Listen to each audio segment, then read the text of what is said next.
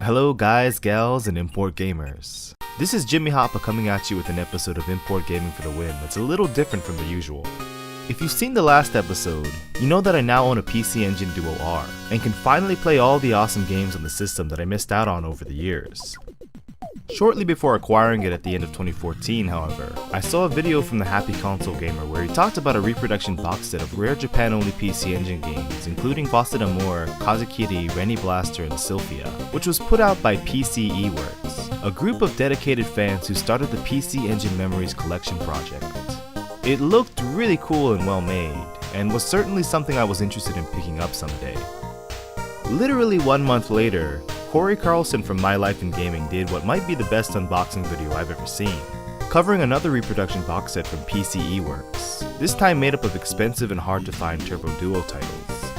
After watching that, and learning that I was soon to receive a Duo R for Christmas, I decided to reach out to PCE Works about potentially obtaining a review copy of the next PC Engine Memories Collection entry.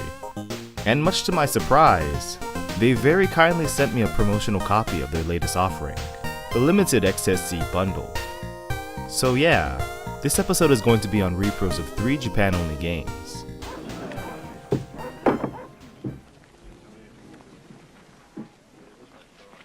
What? What?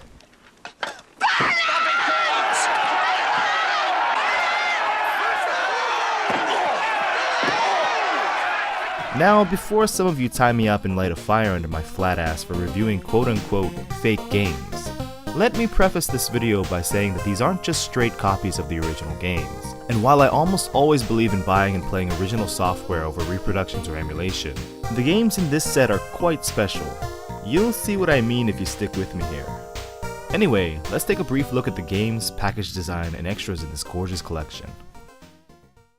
The X, S, and C in the title all represent one of the games included, with the first being Xak III, the Eternal Recurrence. It's a dungeon crawler action RPG developed by NEC and Microcabin in 1994, and as the title of the game suggests, is the third game in a series that saw entries on many old Japanese PCs, the Super Famicom, and of course the PC Engine. The game stars the hero from the previous 2 games, Ratok Kurt, a famed swordsman who's the descendant of a war deity and wields a sentient blade called the Zack sword. The beginning of the game sees a dying man visiting the hero's home in the late hours of the night, who has a message for Ratok from Princess Elmina of the Farland Kingdom. The castle is under siege by horrific demons, and requires the immediate aid of the legendary warrior. So Ratok takes Zack's sword in hand and begins his journey to Farland to save the castle, king, and princess. After the somber prologue, the adventure starts off in a village with upbeat music, and the general mood is pretty whimsical and lighthearted, especially after you see how high the main character can jump. But about 5 minutes into the game, this happens.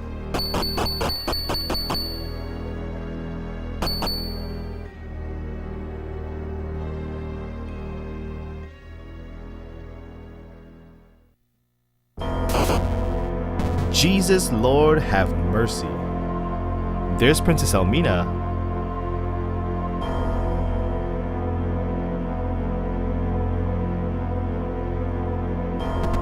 Oh my god. It's gonna be that kind of game, huh? This isn't Final Fantasy or Dragon Quest. Xak III has balls. Big balls. The gameplay is rather basic, probably due to the standard PC Engine controller's severe lack of buttons, but is a lot of fun. Up to 2 additional AI-controlled companions can join Ratok, and the battle and menu system should be pretty familiar to anyone who's ever played an RPG before. The overall look and feel of the game reminds me a bit of another PC Engine action RPG, Efera and Jilliora, which came out in 1991 and was developed by Brain Grain. However, judging from the time I've put into both games, Xak III is definitely better and more enjoyable. You've probably noticed this by now, but the PCE Works edition of Xak III contains full English dialogue, thanks to an unofficial fan translation, making the story and gameplay much more accessible to people who lack the language skills to play the Japanese version. From what I can tell, the translation is quite good. At least I felt the characters here had more of an identifiable personality than those in the Grandstream Saga, a game I recently completed for a collaboration review with Super Derek. There is a little breaking of the fourth wall at one point though, when you talk to this villager.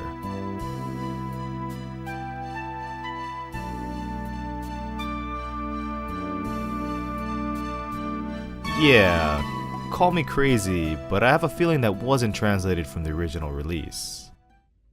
Anyway, Xak III picks up right where Xak II left off, and while I haven't played that game or the first one, I was really engaged with the characters and story all throughout, and stuck with this game all the way to its conclusion. There are some nicely drawn character portraits that help convey emotions in the dialogue.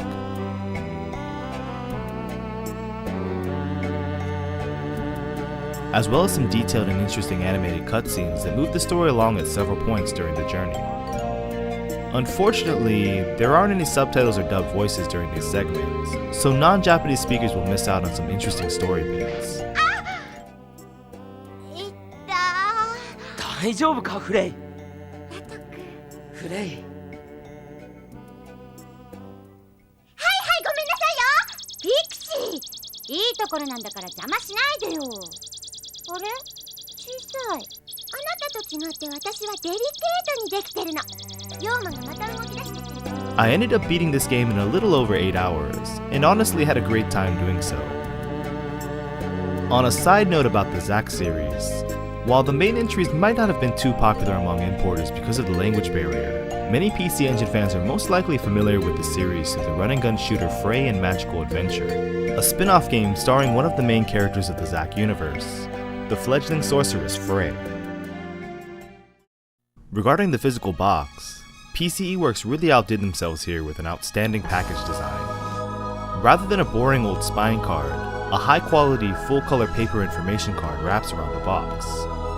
Xak III's disc and manual are housed in a stunning silver case that looks like a small, hardbound book, which reminded me of the Working Designs published Lunar Games manuals when I first laid eyes upon it. The manual is attached to the inside of the case and is completely in English, and the disc is clearly marked as a reproduction with the PCE Works logo featured prominently. This deluxe packaging is something that PCE Works produced completely on their own, making it a great and original collector's item. The S game included in the XSC Bundle is Startling Odyssey II, Maryuu Sensou, which got similar treatment from PCE Works, except in gold. The black lettering over the gold textured front case makes the title and PCE Works logo stand out quite a bit more than the silver on silver of Xak III. Startling Odyssey II also comes wrapped in a large, full-color info card, and the case is set up much like its silver counterpart. However, this game also comes with a mini-comic entitled The Extra Chapter, as well as a double-sided fold-out with a map on one side, and an item and equipment checklist on the other. Also, the instruction manual here is a lot nicer than Xak III's, with many full-color illustrations of character art on display within its pages, giving it even more of a Working Designs vibe. If I had any sort of gripe about the packaging for these two titles, it's that the spines don't have any sort of text identifying what the game is. But it's not much of a problem, cause these sexy beasts demand to be put on display. Oh yeah. Well, about Startling Odyssey II, it's a more traditional Japanese RPG with a turn-based battle system and typical fantasy setting. Where Xak III had some really interesting or more outlandish character designs and settings, SO2 is pretty generic. The unofficial English translation here is much less polished than Xak III's, and makes the latter seem like it was done by professionals in comparison. It can make getting into the story difficult, and at times the things that pop up in text bubbles are just confusing or bizarre. Do you have a meal, Rob? Okay. Rob was a stranger. The person who marries Patricia becomes the next king. How is that, Rob? It is preferred that Patricia marries. I have not given any thoughts about marriage. I was given special training with the sword throughout childhood. A woman understands it well. No one understands why Patricia keeps turning down men who wish to marry. Perhaps they do not make her happy? Perhaps they are dull. Wait, what? Any woman can fall in love with a satyr here. You remain the same even though you have defeated that demon. Your attitude is nice. You protected her with that injury. However, you got rather young and healed quickly. Judy takes care of me and is a beautiful woman. Okay, I'm done. No more talking to NPCs. The obvious main attraction in Startling Odyssey II is its abundance of nicely animated cutscenes that make up for the simple or odd text dialogue. But just like Xak III, there are no dubs or subtitles during these segments, so those without Japanese language ability can only sit down, twiddle their thumbs, and enjoy the eye candy. There are points in the game where dialogue is voiced without any text on the screen as well, which is another bummer for non-Japanese speakers. なぜこんなことを。貴様ら人間を殺すのに理由などいらん。許せないわ。風の精霊よ。我が両手に宿り、その翼に秘められし力、解放せよ。Despite that, and the unique translations here and there, SO2 is definitely a solid RPG for people who enjoy role-playing games from the 80s or 90s. I haven't beaten the game yet, but I'll surely be back for more in the future.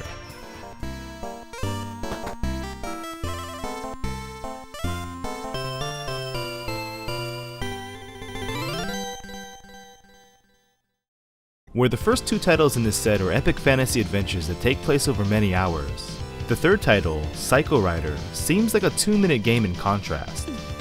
Probably because it is just that. A 2-minute game. It's a vertical scrolling 2D Caravan shooter that's all about fast-paced action and setting high scores. There are two different kinds of shots that can be cycled through in order to maximize the destruction on screen, which can be powered up significantly with pickups. Obviously each session is very short, and the shooting mechanics aren't the most complex or well-programmed I've ever played, but there's something very relaxing and zen-like about getting into the zone with Cycho Rider.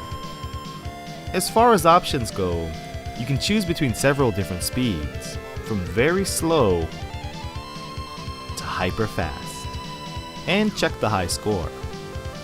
Currently, PCE Works is getting into the spirit of the game and accepting submissions of people's scores until April 5th, 2015, and awarding the top 3 with some awesome prizes. If you're wondering why a shmup is included in an RPG bundle, well, this game has a connection with another of the PC Engine's popular Japan-only role-playing games, Seiya Monogatari and Earth Fantasy Stories, as stated on the cover. Apparently, Cycho Rider was a bonus included in the demo version of that game, which is rare and highly sought after by collectors. The package design for this game is different from Xak III and Startling Odyssey II in that it's made to look like a standard PC Engine Super CD-ROM title. Rather than a manual, there's a thick cardstock insert displaying the cover art on the front and the control scheme on the back, as well as an advertisement for PCE Works. It looks great on a shelf and fits right in with other Super CD-ROM titles.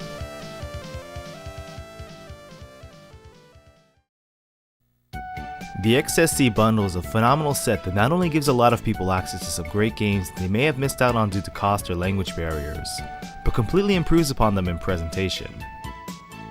Like the other box sets, each first print run of the XSC Bundle comes with this lovely little coin featuring Momotarou, who in addition to being the hero of one of Japan's most beloved children's stories, is also the star of Hudson's Momotarou Densetsu and Dentetsu games. The inclusion of this coin is a really nice touch, and it reminds me of the old school arcade tokens from my childhood. It really puts the memories in PC Engine memories for guys like me who didn't grow up with the system. Unlike previous games in the PC Engine Memories collection, the original Japanese versions of Xak III and Startling Odyssey II are cheaper than the PCE Works reproductions. But with those you only get standard packaging, and of course, if you can't speak or read Japanese, then you're missing out on arguably the best parts of the experiences. PCE Works is currently providing free discs of the English translated ROMs of these two games on their webpage without the special packaging. It looks like they have 100 sets that they're giving out, and I imagine you'll have to pay for shipping, but regardless, it's a very generous offer. If you're interested in any of the games they've put out previously, or this XSC bundle, check out their website at pceworks.wordpress.com. I want to thank the folks at PCE Works for the awesome promotional bundle, which happens to be my first review copy of, well, anything. And as always, this is Jimmy Hoppa thanking you for watching this episode of Import Gaming for the Win. And until next time, take care.